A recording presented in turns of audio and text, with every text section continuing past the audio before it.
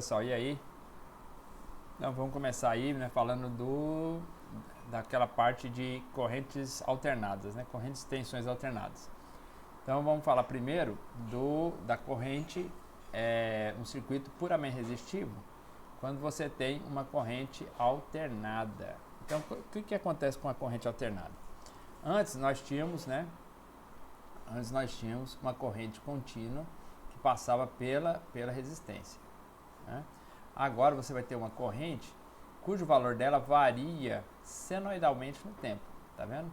Lembra o que a gente estava falando na aula passada, lá das correntes, está até aqui, ó, né? A gente estava falando achar a corrente,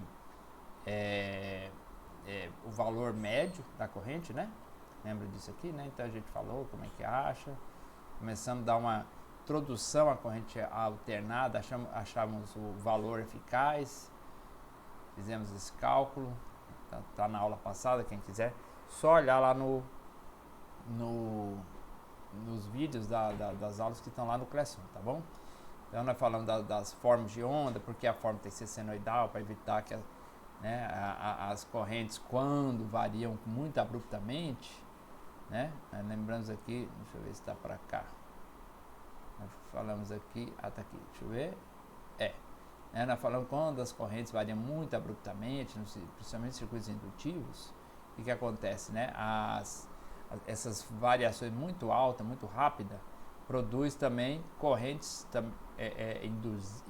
induzidas, né? Correntes induzidas muito altas. Se ela varia muito curto no tempo, o que acontece, né? Como é a variação da corrente em relação ao tempo, o valor dessa tensão, então ela vai lá para cima, né? Então, por isso que a gente usa a forma de onda senoidal, que era mais suave. Então, nós falamos disso na aula passada. Tudo bem, então, vamos falar agora de um circuito puramente resistivo. Então, no puramente resistivo, nós temos aqui, ó, deixa eu pegar aqui, só mudar aqui a minha câmera. Pronto, aí melhorou. Então, ó, num puramente resistivo, né, você só tem a resistência, a corrente que passa por aqui tem a mesma frequência e forma da tensão, só não tem a mesma intensidade porque são gradientes diferentes, né? Então passa aqui pela resistência. Então se a tensão, né, a tensão é o VM, né, que é a tensão média, vezes seno de ômega t, tem esse formato, então a corrente também vai ser a corrente média vezes seno de ômega t. Não tem, elas estão no mesmo momento, vamos dizer assim, né? A corrente que sai da tensão sai aqui de V, vai ser a mesma, né, corrente que chega aqui na resistência. Então a resistência não é um elemento muito ativo, vamos dizer assim, no sistema. Ele é mais passivo, né? Mais passivo. Ele não reage à vinda da corrente, né? Por outro lado, você tem outros elementos no seu sistema, né, que reagem à variação da corrente, tá? Quando a corrente está variando. Bom, isso aqui que a gente faz é um diagrama fasorial, ó. Nota aqui, né? Que é um diagrama fasorial. No diagrama fasorial, eu coloco a corrente e a tensão no eixo zero aqui, desde que elas estejam partindo no mesmo tempo, né? Nenhuma está nem atrasada nem adiantada. Então a gente chama isso aqui de eixo real e de eixo imaginário. Por quê? Porque a representação, nós podemos representar a corrente, tá? Ou a tensão, né? Qualquer uma grandeza que varia no tempo, né? Varia no tempo, dessa forma aqui, ó.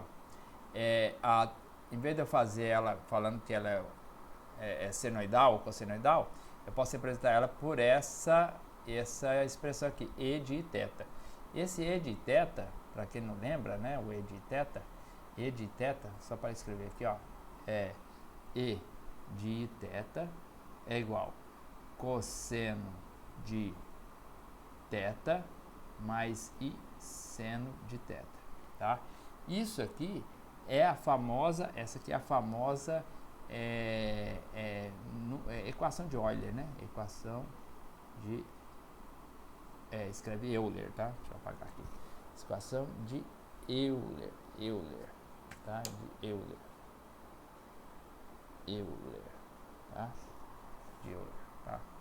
Então Euler, né? Que a gente fala, Euler, ele brincando aí com os números logarítmicos, mostrou que a exponencial do número imaginário i, né?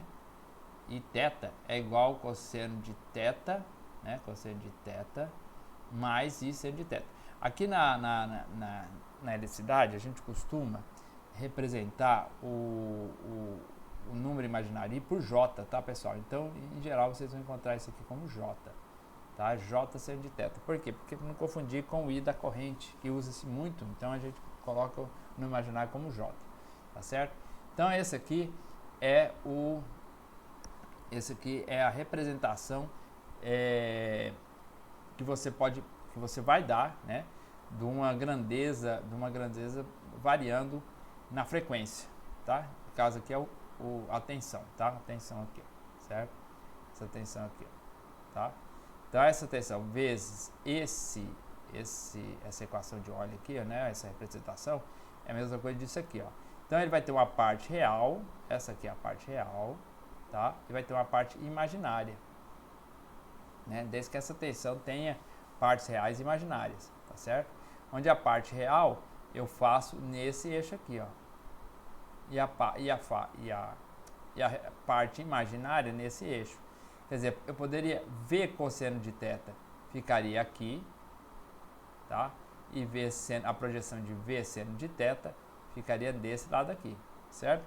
Um exemplo é assim, ó. Se eu pegar, né? Deixa eu pegar aqui, ó. Se eu pegar, né? Aqui tiver um vetor assim, ó, tá? Um vetor assim, e eu decompor ele no x e no y, tá? Decompor ele no x e no y, o que vai acontecer? A parte que está decomposta aqui no eixo x é a parte real, e a decomposta no eixo y é a parte imaginária, ok? E aí o ângulo é esse aqui. O ângulo é esse aqui, perdão. Tá certo? E o ângulo é aquele ali. Bom, então, isso que quer dizer essa representação. Então, também é falado que isso aqui, né, essa representação é chamada de representação fasorial, tá? A representação fasorial. Então, por quê? Porque vocês trabalharam com representações vetoriais. Agora a gente, quando a gente está trabalhando com a frequência, a gente trabalha com representação fasorial, que basta o quê? Você ter o módulo e o ângulo, né? O ângulo que está relacionado com assim, se você colocar o tempo, né, isso vira frequência, tá certo? Vou ver o tempo no meio, vira frequência. Então, isso aí é diferente do vetor. Por exemplo, corrente jamais pode ser vetor. Corrente é um escalar. Mas se ele varia no tempo, né, ou varia na frequência, ele pode ser representado fasorialmente, tá certo? Muito bem. Bom, então, continuando aí, né, vamos lá. Agora a gente vai representar um circuito puramente indutivo, tá? Então, para isso a gente tem que lembrar, vou fechar aqui, para isso a gente tem que lembrar do seguinte, tá? Deixa eu fechar aqui, aqui a apresentação. Vamos lembrar como é que é a representação das leis do magnetismo, né? Da eletricidade magnetismo. Então, uma das leis do magnetismo, só para a gente relembrar aqui, ó, é a lei de Ampère, né? Vamos pegar a lei de Ampère aqui, ó. Lei de Ampère. Onde eu estou aqui? Aqui, ó. Então vamos pegar aqui, ó. Lei de Ampère.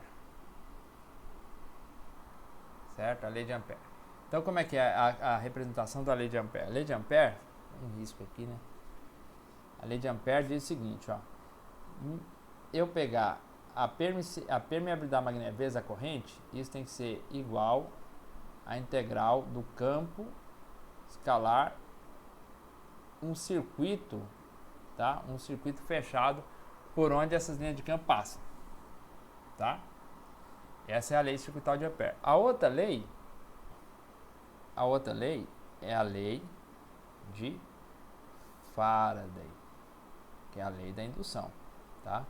Essa aqui é a lei de Ampère e essa aqui é a lei de Faraday. Qual que diz a lei de Faraday? Que o fluxo, tá? O fluxo de linhas de campo magnético que passa por uma determinada área é integral de B escalar essa área que passa as linhas de campo, tá certo? Então, aqui é o fluxo, né? Aqui é o número de correntes, tá? Que eu vou pôr I. Número de correntes que passa por um determinado circuito, tá? E aqui é como se fosse uma área em que as linhas de campo, aqui é B, tá? Passam por essa área, ó, S. Esse aqui é S e aqui é o circuito, vou baixar aqui, né? E aqui é o circuito L, tá? L, circuito L, tá? Esse aqui é um L, tá, pessoal? L, tá aqui, certo? Circuito L. Então o outro é uma área S, ali é um circuito L. Ali envolve anéis de aqui envolve correntes, e aqui envolve o campo, tá? Posso ficar aqui a direção do campo, tá certo? Então com essas duas leis a gente consegue entender como é que você encontra a indutância. Então, por exemplo, uma indutância, você tem aqui uma bobina, né? Então eu vou cortar uma bobina no meio, eu acho que eu fiz isso numa aula anterior, vou fazer de novo para vocês, tá? Aqui é uma bobina 2, 3, 4, 5, 6, tá? Então aqui os pontinhos significam que estão saindo as linhas de campo, né? Estão saindo linhas de campo do papel e aqui estão entrando as linhas de campo no papel, certo? Isso é uma bobina cortada, né? Vocês podem imaginar assim, você pega vários anéisinhos e corta, né? É mais ou menos uma figura assim, ó. Tá? Isso é uma bobina. Aí é uma bobina, né? E eu cortei essa bobina no meio, certo? Só que com as espiras bem mais juntas, né? As espiras bem mais juntas. Muito bem. Então aqui, ó, o que vai acontecer aqui? Aqui vai produzir linhas de campo, todas passando aqui pelo centro da bobina. E quanto mais próximo do centro da bobina, mais ela é uniforme, tá? Então a gente considera que de alguma forma a gente consegue deixar isso bem uniforme, não muito próximo das paredes da bobina, que seria isso aqui, né? Mais longe das paredes da bobina. Então as linhas de campo estão saindo produzidas igual a gente fez no caso, né? Quando a gente fez a direção do campo magnético usando a regra da mão direita, ok? Eu lembro da regra da mão direita, né? Aqui dá pra ver assim, ó, a regra da mão direita, né? A gente embarca as correntes com os dedos, deixa eu pegar aqui, ó, embarca as correntes com os dedos e o dedão vai indicar a direção do campo, tá certo? Então, se vocês olharem bem ali, a gente tá fazendo aqui, né? E o campo sai para cá, certo? Muito bem. Então, para calcular isso, se eu usar a lei circuital de Ampère, basta eu fazer um circuito aqui, ó, que envolva esse circuito aqui, um circuito L, que envolva as correntes, certo? Que envolva as correntes. Se eu fizer esse circuito L que envolva as correntes, essa integral aqui fica fácil, porque o campo só vai ter a mesma direção e sentido de L aqui, né? Aqui vai ser perpendicular, não conta, né? Porque é produto escalar, né? Produto escalar é o cosseno, né? do ângulo entre esses dois vetores. Então aqui não conta. Então aqui conta, aqui nessa direção não conta, Aqui na direção contaria, mas não tem campo aqui fora, né? Considerando que o campo está todo aglutinado aqui dentro da bobina. Então é 0.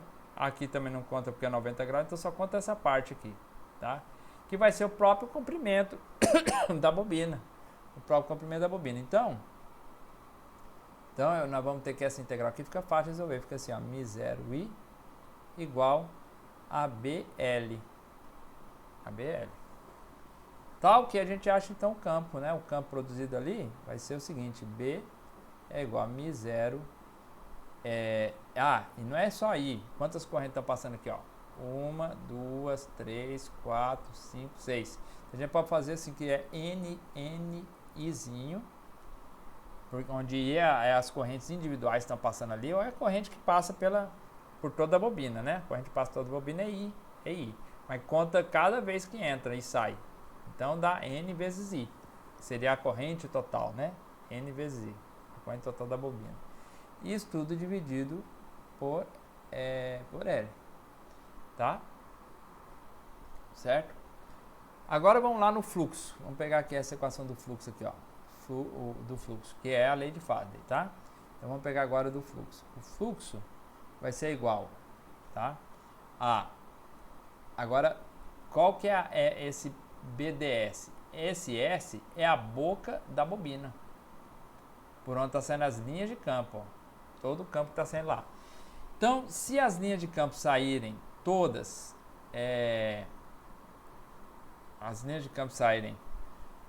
todas perpendicular à superfície, nós temos que lembrar que o vetor área, ele também é perpendicular à superfície, não é?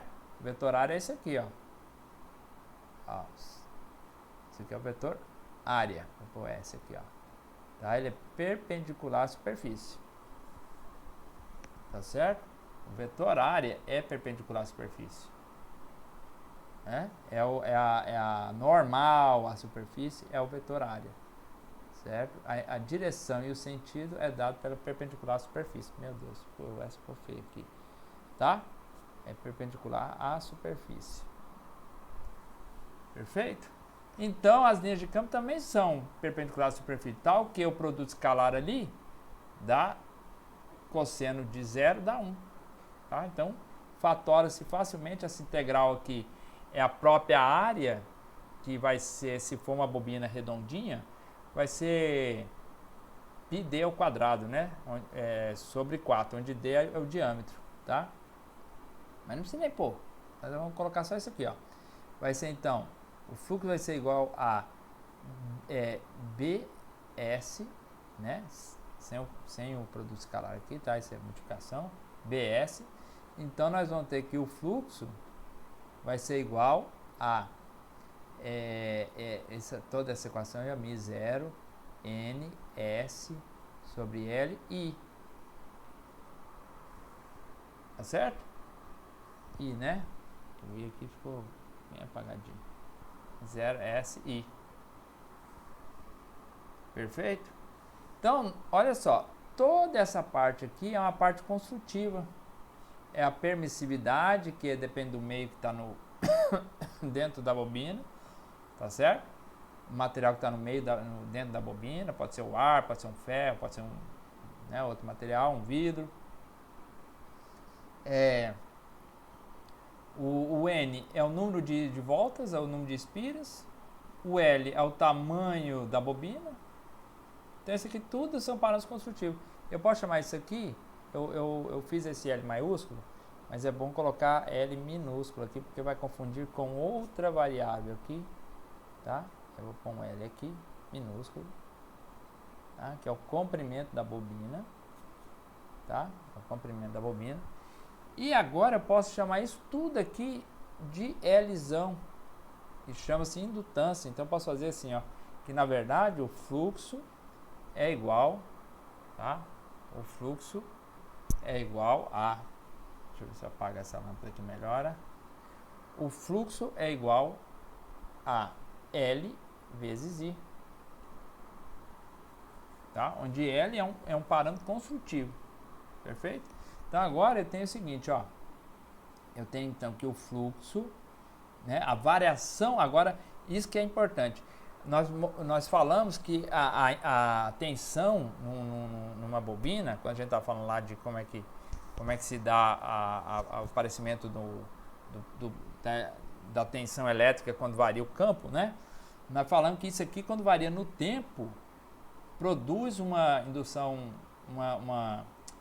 uma força eletromotriz, move os elétrons lá no condutor, né?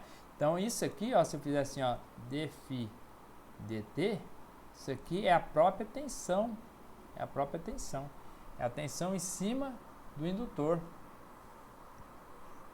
tá? É a tensão em cima do indutor, certo? Então aqui, ó, eu posso dizer o seguinte, então que dφ dt é igual a L não muda, que é parâmetro construtivo, tá? L di dt. E o sinal aqui é negativo, porque nós explicamos também que nós explicamos também quando a gente teve essa oportunidade, que esse sinal negativo é porque o fluxo, né, quando você varia o fluxo, faz aparecer uma tensão ali no seu sistema, né, no seu circuito. Se esse sinal não for negativo, eu estou dizendo que quando eu variasse o fluxo, quando variasse a corrente, tá? Variasse a corrente, apareceria uma tensão devido a esse fluxo, só que quando a corrente percorresse aquele circuito, ela também produziria um fluxo. Se esse fluxo produzido por essa corrente for no mesmo sentido desse fluxo aqui, seria uma retroalimentação.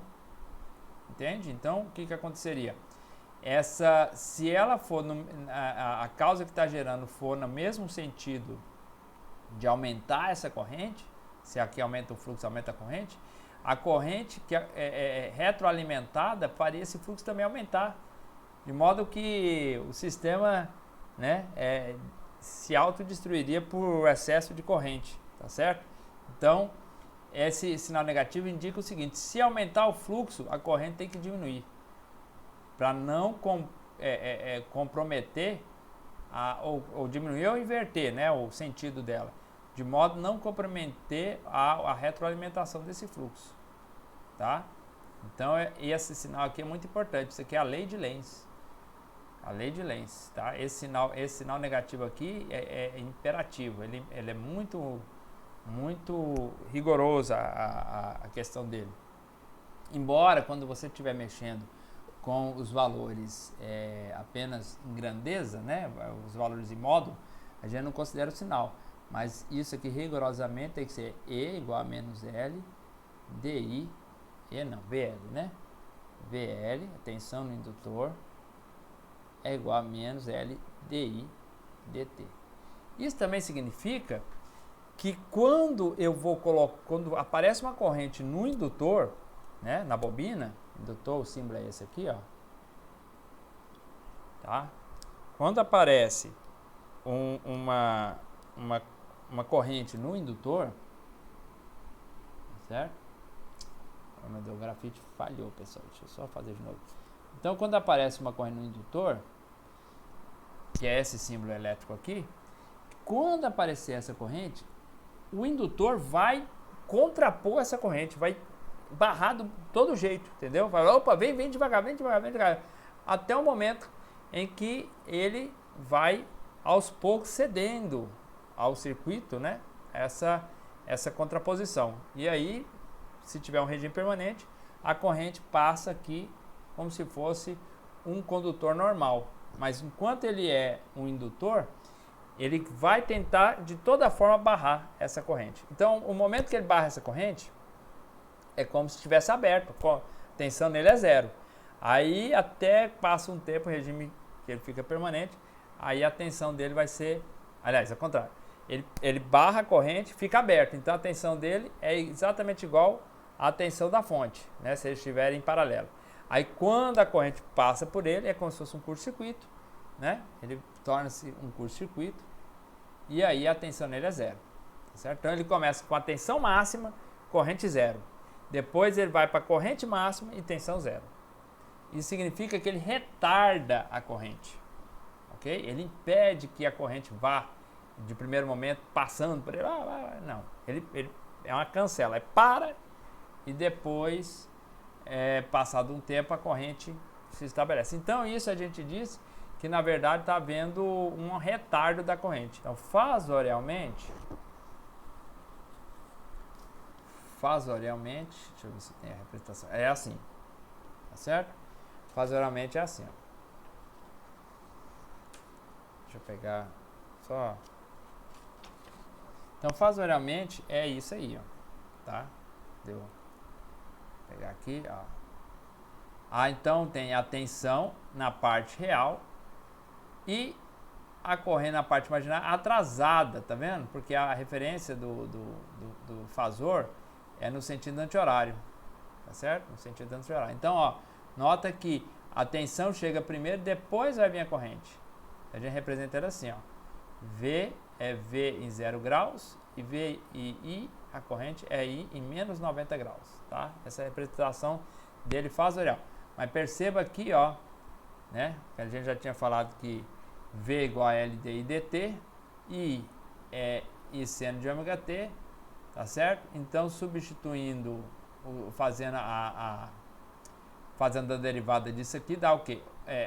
A interna, né, que é ômega T, né? Eu estou derivando o tempo. Ômega sai para fora, fica ômega aqui, e a externa, né? A interna. E a externa é seno, derivado de seno é cosseno. Então tá aqui, ó, cosseno. Tá certo? Cosseno. Então fica ômega LI cosseno de ômega T. Tá certo? Então, olha só, cosseno é como se fosse θ menos π sobre 2 para virar seno, né? Não é isso? Porque quando for 90 graus, 90 menos 90 dá zero, certo? Então, na verdade, o cosseno, a representação de cosseno, é a mesma coisa de eu fizer isso aqui, fazer isso aqui, ó. Deixa eu pegar aqui para vocês, ó. A mesma coisa de eu fazer assim, ó. Deixa eu pegar aqui, ó. É a mesma coisa, deixa eu pegar aqui, ó, de eu fazer o quê? O que é cosseno de θ menos 90, né? É igual seno de θ. Certo? É isso? Se eu pegar, deixa eu ver outro exemplo aqui. Seno de então, seno de mesma coisa, aí 90, cadê minha borracha? 90 menos θ é igual, se também θ é 90, é igual cosseno de θ, tá? Cosseno de θ. É porque nós sabemos que seno de 90 é 1. É a mesma coisa de cosseno de 0, tá? E aqui é a mesma coisa, ó. Cosseno de 90 menos θ é igual a cosseno de θ. Quando o cosseno é 0, seno é 90. Certo? Então repara que há uma defasagem entre eles, de 90 graus. Certo? Há uma defasagem entre eles de 90 graus. Então a mesma coisa é o que mostra ali. O cosseno está defasado do seno de 90 graus. Certo? É por isso que a representação que a gente usa aqui no diagrama fasorial, que estava para cá, né? É essa aqui, ó. Perfeito? Muito bem. Bom, então, continuando aqui, o cálculo fica assim, ó. LI, isso aqui que a gente chama de reatância indutiva, ó. Ômega L, ó. Tá vendo? Ômega L é chamado de reatância indutiva. Quer dizer que toda vez que vocês verem isso aqui, né, ômega L é como se fosse não é a resistência ômica, mas é a resistência indutiva, entre aspas, porque não chama resistência, chama reatância, né? Por que reatância? Porque ele reage, né? Embora a resistência a gente fala que resiste, mas resiste assim. É como se você estivesse chegando com toda velocidade, né, com o carro a toda velocidade, colocar, sei lá, um monte de pano, lençol, né, resiste, mas o carro passa direto, né. Agora a reatância não, a reatância ela é realmente uma barreira mesmo, ela é uma cancela, ela barra por um tempo e vai liberando aos poucos, tá? É uma válvula, é mais que uma válvula. A resistência não, a resistência é como se fosse um carro passando no meio de balão, né, de uma coisa bem no meio do ar, tá? É a resistência do ar, não é muita coisa, né? É só aquilo que faz mesmo dispersar a energia em forma de calor, mas não que evita a corrente, o trânsito da corrente. Então, a palavra reatância, nesse caso, é melhor do que resistência indutiva, né? Reatância indutiva, porque ela reage. É só a explicação, tá, pessoal? Bom, aí depois, esse aqui é a representação da... Caiu isso aqui. Isso aqui é a representação das curvas, né, do seno e do cosseno. Ó. Então nota que quando a tensão é máxima, a corrente é zero, aquilo que nós falamos para vocês, né? Quando a tensão quando a tensão aqui é máxima, tá? Quando a tensão aqui é máxima, a corrente é zero. Por quê? Porque o indutor está impedindo a corrente chegar. Então ele fica aberto aqui, né? Se fica aberto aqui, é a mesma coisa da tensão nesses dois pontos aqui, ó. Mas tem um momento que vai acontecer, que ela vai a zero, não vai resistir, a corrente vai a zero. Quando ele vai a zero, a corrente é máxima, tá? No momento que ele não resiste, a corrente passa. Mas a corrente está variando, né? Então aí continua esse ciclo, e por isso que o seno desse amigo aqui é exatamente o cosseno desse outro amigo. Esse aqui é uma cossenoide, esse aqui é uma senoide, tá? Muito bem. Bom, agora vamos falar do amigo capacitor, tá? Do amigo capacitor. O amigo capacitor, deixa eu ver se eu consigo fazer aqui. O amigo capacitor, ele é o seguinte, tá? Deixa eu ver aqui. O amigo capacitor, agora eu preciso de duas equações para explicar o que é o capacitor, né? A primeira é lembrar, deixa eu ver onde estou aqui, é lembrar que, eu vou apagar aqui, tá? A primeira é lembrar o seguinte, ó, que o potencial,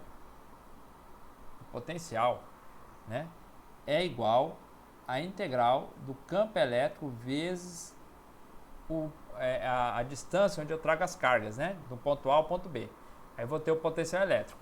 É igual o potencial gravitacional, né? Você tem um campo gravitacional, né, e aí você vai pegar a partícula do ponto A até o ponto B, então ali vai dar a diferença de potencial, e isso aí é a tensão, ok? Ou no caso elétrico, né? Se você pega uma carga de um ponto A a um ponto B, você tem o potencial elétrico, diferente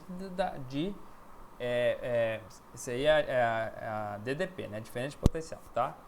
Muito bem. Bom, agora a gente tem que lembrar de uma outra equação também muito importante, fantasticamente importante, que chama a equação, a famosa lei de Gauss, que é a integral de E do campo elétrico, né? Produto escalar com a superfície fechada, diz que essa integral é fechada, isso aqui é igual a carga no interior dessa superfície fechada, dividido pela permissividade elétrica, certo? Olha só, essa equação aí, ela indica o seguinte, que se eu pegar uma superfície fechada aqui e colocar uma carga dentro, tá? Todo o fluxo elétrico que sai aqui, ó, dessa área, e todo esse fluxo aqui, ele é proporcional à quantidade de carga que está aqui dentro, tá? Essa aqui é a lei de Gauss, certo? Então vamos ver agora a lei de Gauss para um sistema que seja o seguinte, ó, duas plaquinhas aqui, ó, duas plaquinhas, tá? Placa, eu estou fazendo aqui só um perfil, mas imagina que é placa em cima e placa embaixo, duas placas, certo? Então estou fazendo um perfil aqui, né, desenhado assim cortada a placa, mas isso aqui não é uma linha, é uma placa, tá? Então aqui você coloca, vai ter cargas positivas e negativas aqui e tal. Aí você quer fazer o seguinte, você quer então saber quanto vale, né? Quanto vale as cargas que estão aqui nessa placa, aqui, ó, nessa placa. E eu pego uma superfície aqui, ó, que seja exatamente uma superfície um paralelepípedo que está envolvendo essa placa, tá certo? Por sorte, só vai ter campo assim, ó, saindo perpendicularmente em uma das faces, tá? Em uma das faces dessa areazinha. É igual aquela lei circuital de Ampère, só que em vez de ser um circuito, eu estou fazendo um volume em que as linhas de campo saem daqui, ó, tá? Sai daqui dessa plaquinha e vai para outra. E aí eu pego todas as linhas de campo que passam por essa areazinha aí. Convenientemente, a única parte da área que vai ser interessante é aquela área que está em cima da placa.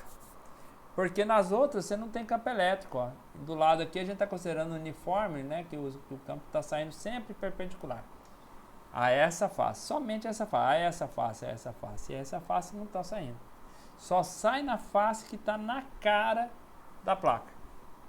Então agora essa integral fica fácil de resolver, tá? Porque esse produto escalar aqui, ó, faltou um vetor aqui. Esse produto escalar aqui vai dar cosseno de zero, que é 1, né? Então a integral fica assim, ES, eu vou integrar, vai ser toda a área, e a única parte é a área que está na frente da placa, então vai ficar ES é igual a Q sobre ε0.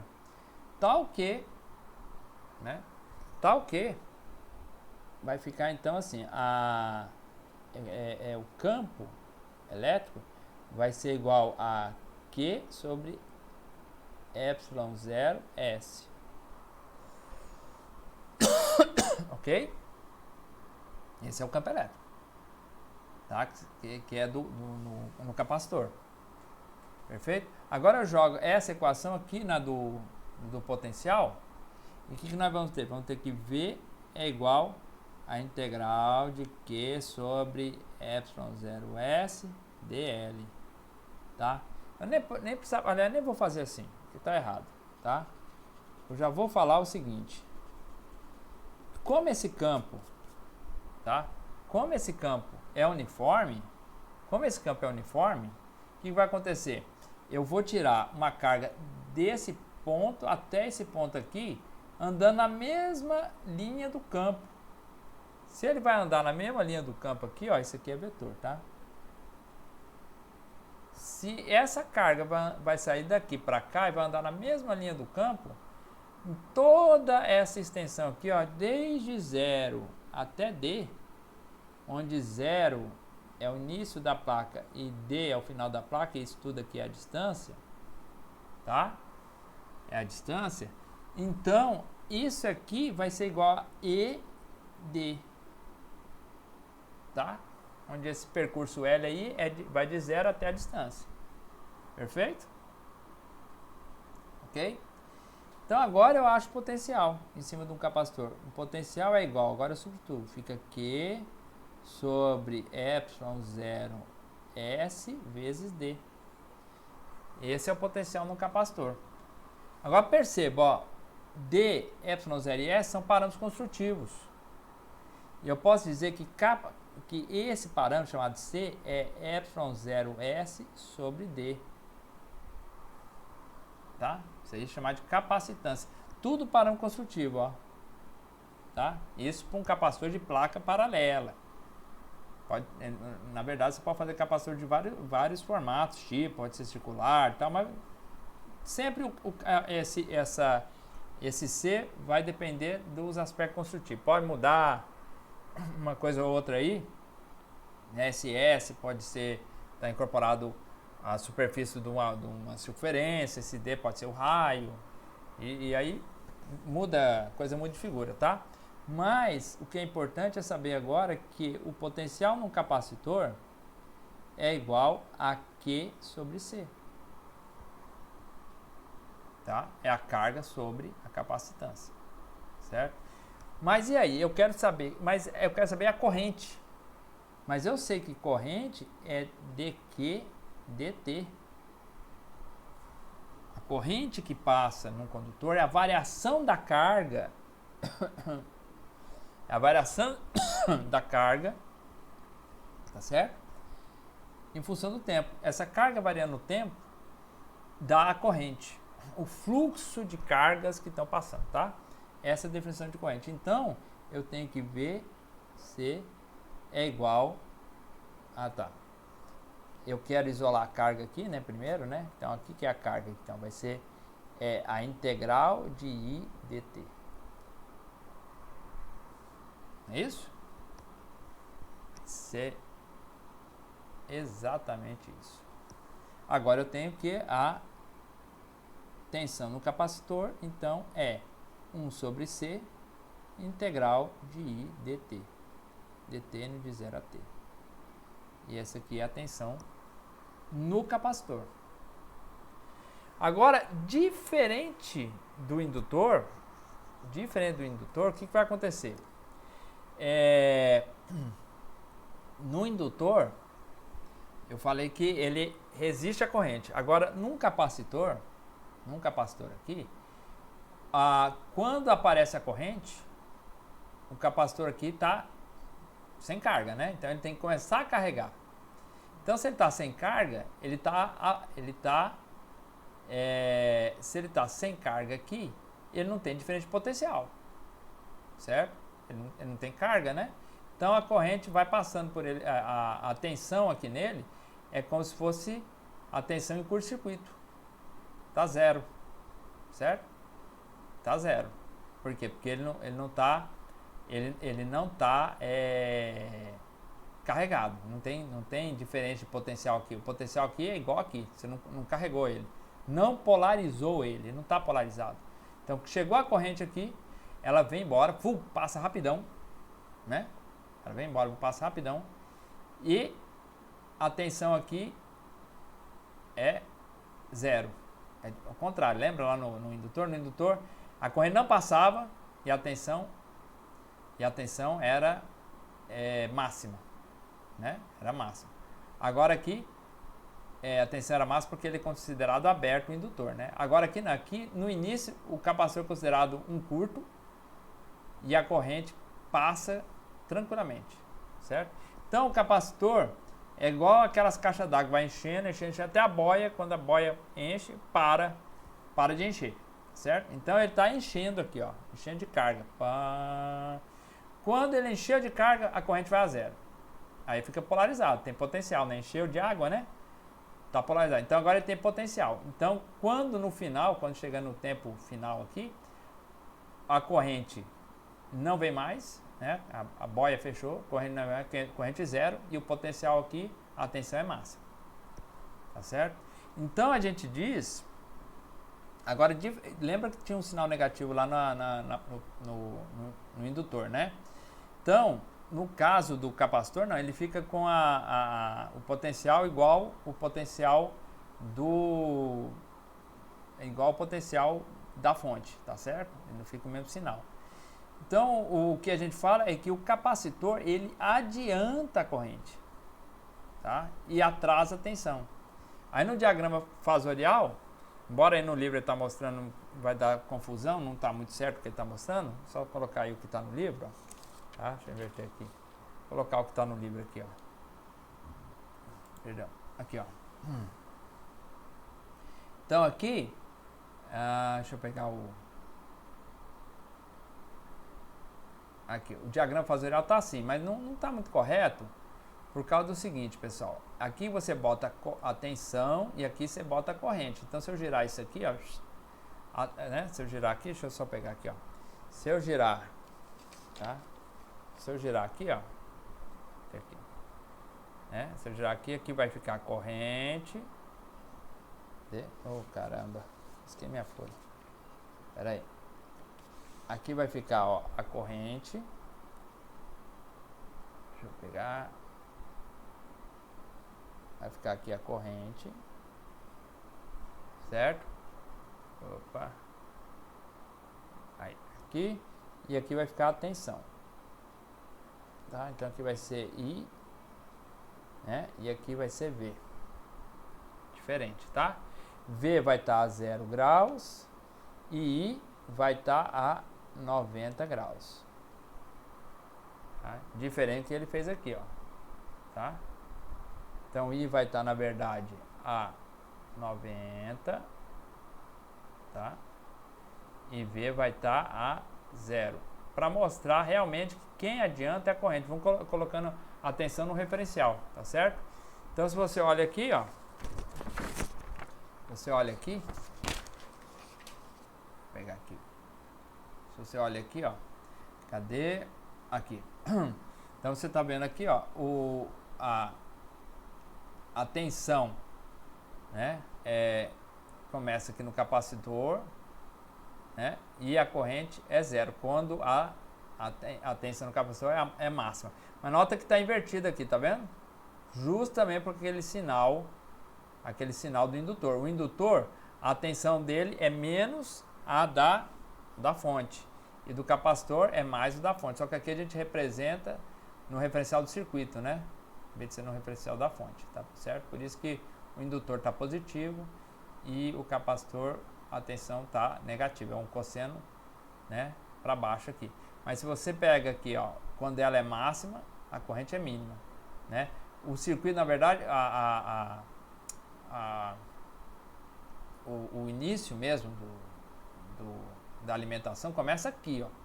Porque quando eu ligo o circuito, a tensão no capacitor é 0, tá certo? Aí ela vai subindo e a corrente já é máxima. Ela está adiantada. Perfeito? Certo? Ela está adiantada. Ela surge primeiro do que a tensão no capacitor. A corrente também que está chegando ali no capacitor, né, é a corrente da fonte, tá? Corrente da fonte, certo? Está em fase com a tensão da fonte. Então é isso que acontece, ó. A corrente está adiantada, tá? Diferente lá no indutor, só pegar aqui, né? Vamos voltar lá no indutor, ó. Olha lá. Quando no indutor, né? Quando no indutor, deixa eu pegar minhas pontinhos aqui. Quando no indutor, aqui eles, ó. Agora aqui quando o indutor é máximo, a corrente é 0, né? Olha lá, né? E ele surge, né? Ele surge no ponto em que quando tem a tensão no circuito, a tensão no indutor é máxima, mas a corrente nem chegou ainda, é 0. Só vai chegar no máximo quando a tensão ir para 0. Então aqui a gente fala que ela está atrasada. Tá bom? Muito bem. Bom, também temos que integrar ali, né? Integrando ali, ó, tá? Quando a gente integra aqui, né? A integral de seno, deixa eu lembrar, o seno sai integral, a derivada do cosseno é seno, a integral de seno é menos, né? Então teria que ter um menos aqui, tá? E o que explicaria a inversão ali que teria que ter um menos, tá, pessoal? Porque tendo menos aqui, né? Você justifica isso aqui, né? Tá vendo que a tensão aqui tá invertida, certo? E a integral de seno é menos cosseno, então tem que ter esse menos mesmo, certo? Essa parte é chamada de 1 sobre ômega C, é chamada de reatância capacitiva, tá? Então, na verdade, isso aqui fazendo aqui as coisas estão acabando. Fazendo aqui, ó, isso aqui vai dar X, tá? XC é igual a 1 sobre ômega C. Isso aqui é a reatância. Perfeito? Isso aqui é a reatância. Que aqui não foi colocado, né? Ótimo. Então nós já temos a reatância e temos a indutância. Agora vamos calcular, né? Olha lá, você está representando, né? Vamos calcular um circuito que tem os 3, tá certo? Agora nós temos um circuito paralelo RLC. Bom, no circuito RLC, tá? No circuito RLC, aqui tem uma corrente total que vai ser a contribuição dessas três correntes aqui, ó, tá? Resistiva, indutiva, capacitiva. Então, fica algo desse jeito aqui, ó, tá? O problema é que, como isso está no domínio da frequência, não é só uma soma algébrica, não, é uma soma fasorial, tá? E soma fasorial é igual a uma soma vetorial. Se elas tivessem tudo no mesmo sentido, a soma vetorial seria uma soma algébrica. Se tivesse todo mundo no mesmo sentido, né? Igual aqui, ó. Se tivesse todo mundo no mesmo sentido, era só somar. Por isso, na resistência, a lei de Kirchhoff, que a gente faz lá quando vai fazer a resistência equivalente, a gente soma as correntes e elas têm que ser igual à corrente que entrou. Agora, num diagrama fasorial, você tem que somar fasorialmente, ou como vocês estão acostumados, vetorialmente. E a soma vetorial disso cai na lei dos... Né, na lei pitagórica lá, né? A soma dos catetos, dos quadrados do cateto é igual ao quadrado da hipotenusa. E a hipotenusa nossa vai ser, né, a corrente que entra, certo? A corrente total. Então, aqui no caso, né, nós vamos ter a corrente para cada... Aqui, ó. O valor da resistência para cada... Deixa eu ver. O valor da resistência para cada... o valor da corrente para cada elemento, ó. A corrente que passa em R é a tensão vezes dividido pela resistência. Lembrando que a tensão neles aqui são todos iguais, ó, porque eles estão paralelos com a fonte, ó, tá? Então a tensão que está aqui é a mesma tensão que eles estão submetidos, não é a tensão que eles estão gerando, tá? E no capacitor também. A tensão aqui eles estão submetidos. Ok? Muito bem. Então eu vou ter aqui a corrente vai ser V sobre R, a corrente no resistor. A corrente, aqui está errado, é L, né? A corrente que está no indutor é V sobre XL. E a corrente que está no capacitor é V sobre XC. Tá? Mesma coisa, é a lei de Kirchhoff para os dois. Tá? Aí lembrando que o valor da tensão eficaz é a tensão máxima dividido por raiz de 2, porque é uma... perdão. Porque ela é uma onda senoidal, tá? Nós já fizemos esse cálculo. Bom, agora, vamos lá, deixa eu olhar aqui. Bom, agora, vamos fazer esse cálculo, tá? Aqui são dados os valores da tensão, a frequência 60 Hz, né, ciclos por segundo, 8 ohms para resistência, 10 ohms indutivos para essa bobina, o indutor, e 20 ohms reativos, né? 20 ohms reativos para esse capacitor. Então, 10 ohms reativos para o indutor. Indutância é dada em Henry, tá? A unidade de indutância, só colocar aqui, ó. A unidade de indutância é Henry, tá? É o H. É H. Henry, tá? É chamado de Henry. Certo? O H. O capacitor é dado em Faraday, tá? Faraday. Aqui é Faraday. Faraday. Tudo termina com Y, tá? São as unidades. Então essa aqui é em H e essa aqui é em F. Tá certo? Mas as reatâncias, né, são dadas em ohms. Ok? São dados em ohms. Por isso que cada um tem aquele, né? A gente viu lá, né?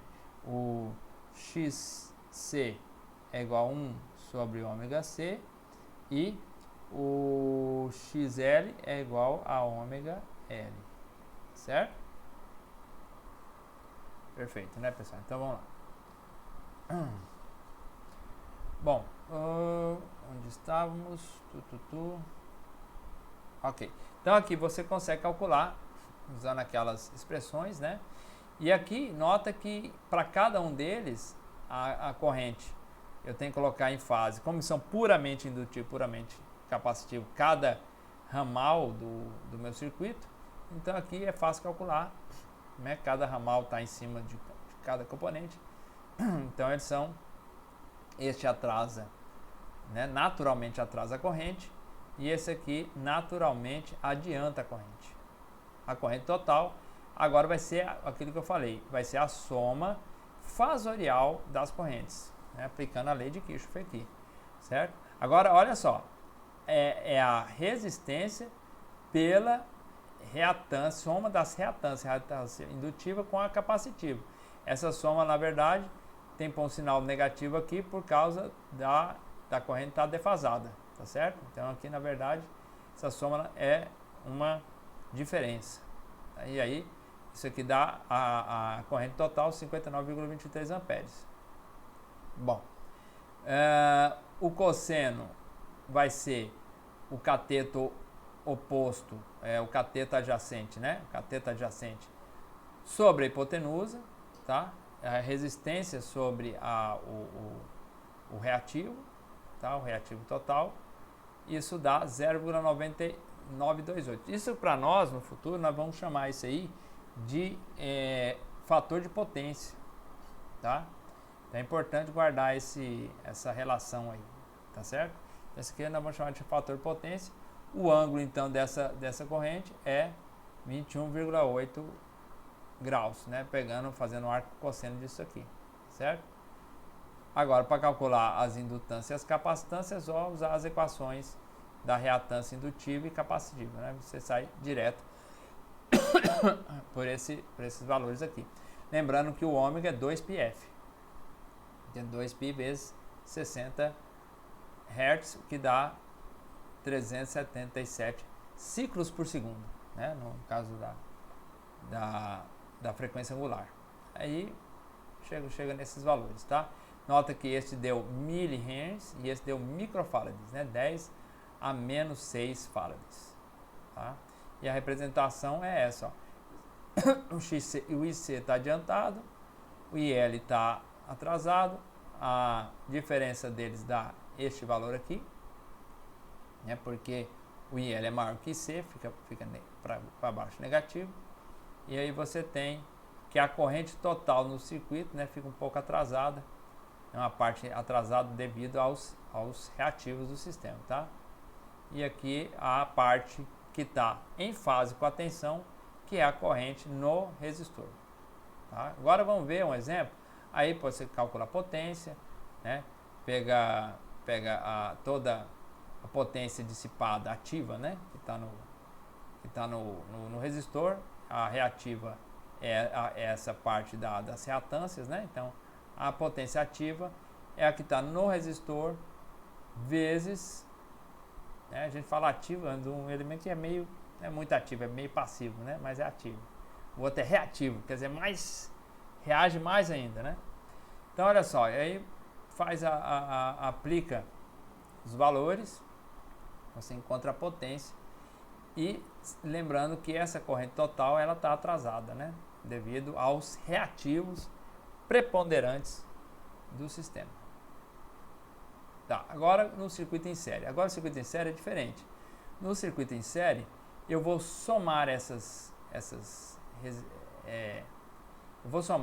reatâncias, tá certo? Soma essas reatâncias, encontra a reatância equivalente, né? A impedância equivalente, né? Impedância equivalente, porque a impedância é a soma da reatância mais a resistência, tá? Isso dá o fator de impedir, né? Ou resistir é um sinônimo para a resistência, né? Impedimento dessa corrente. Então, a impedância vai ser a soma total dos elementos aqui no circuito, tá certo? Então, agora eu preciso, já tendo esses valores, eu tenho então a resistência. Deixa eu pegar aqui, baixando aqui, ó, eu tenho a resistência, tá certo? Bom, o ângulo que faz, né? O ângulo, você pode também obter através do diagrama das reatâncias, você também pode obter esse ângulo aqui, né? O ângulo entre as reatâncias.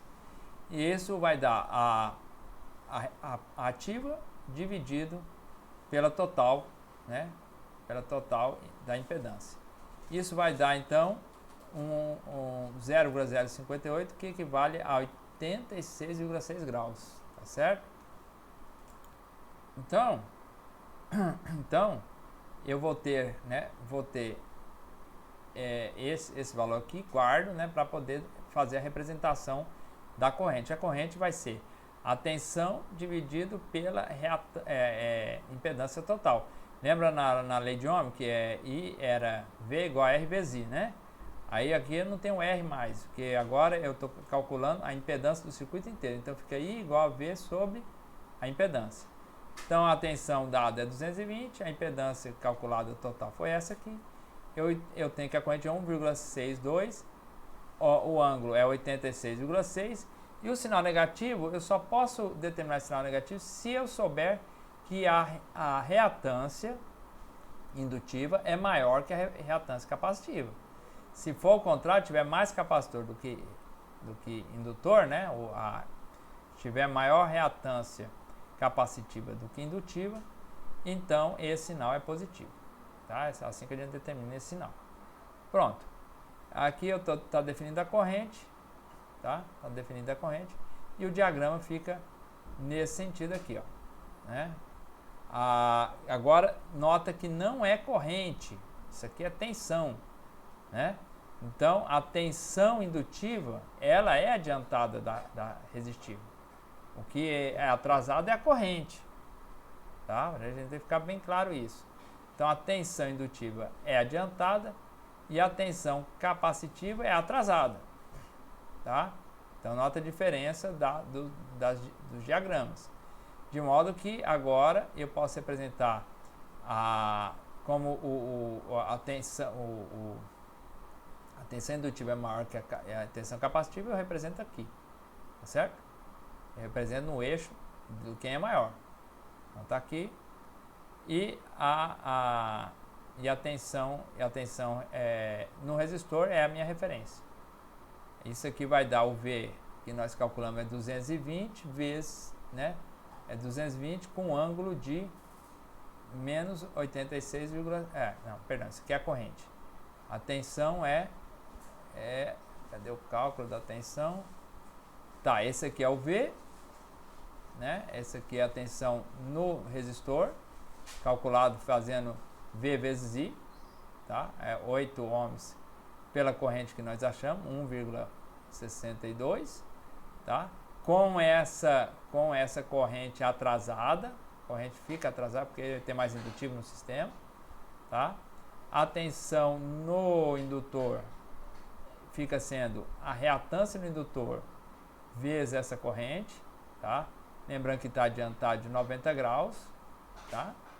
A tensão é adiantada em relação à corrente, então fica 90, né? E do capacitor é retardado. Aqui não é menos, aqui não é 290, aqui é um negativo aqui, tá? Aqui é um sinal negativo, aqui é menos 90, tá? Aqui está menos 90 graus, tá certo? Não tem 290, perfeito? Então fica a tensão aqui em VC, a tensão aqui em VL, né? Em VL está aqui em cima e essa aqui embaixo é o VL menos VC, certo? Muito bem. Então a tensão vai ser a tensão no circuito. Aí eu faço, né? Se eu tenho o diagrama, faço a soma fasorial, que é, na verdade, aplicar o nosso amigo Pitágoras. Então, feito isso, nós encontramos 22 volts e o ângulo 86,6 graus, tá? Porque ela fica preponderantemente adiantada. Preponderantemente adiantada. Por quê? Porque, na verdade, a tensão indutiva é maior do que a tensão no capacitor. tá bom? Então é isso aí. Próxima aula, então, a gente mexe com geradores monofásico e trifásico, que é a aula que vai entrar agora, quarta-feira agora, tá bom? Então, já vou lançar essa aula. Espero que vocês deem uma olhada. E aí a gente já parte para essa próxima. Até lá então, tá, pessoal?